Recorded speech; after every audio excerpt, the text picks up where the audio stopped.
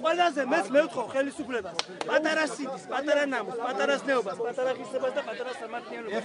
იქნება საშუალება გადმოგვიდეს ალიდან ჩვენობას იქნება გვერდში დედაფაზი შეგეცოდოთ ეს საფრთხე ხა ბებერი ვარ და როცა მოვა აქედან 5 ლიტრიანი 2 საათი მომდები რომ ევიტანო მარტო დასალები წრა ხანჯე ლაპარაკი ზედმეტი ხო მე უბედურ დედას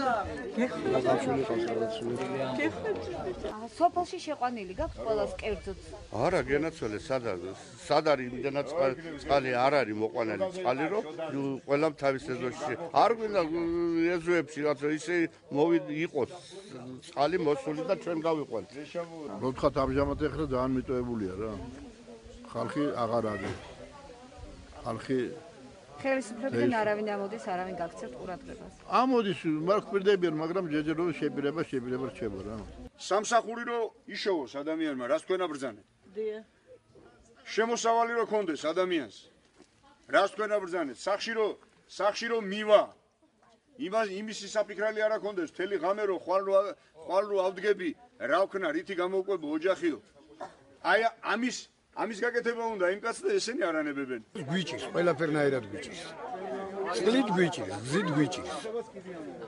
ამ შუქს და იმაზეთ კიდე თუ გაფუჭდა, თუ ჩვენ არ ვაკეთებთ ყველაფერი, არავინ გამკეთებელი არ არის.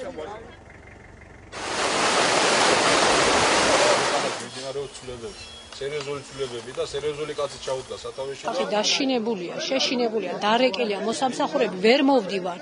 მე თვითონ მოსამსახური ვარ და მე მზად ვარ ყოველ წუთში ყველაფრისათვის, ხო, მაგრამ ძალიან მე არ მაკმაყოფილებს ეს ხალხის გაუბედურებული სახეები.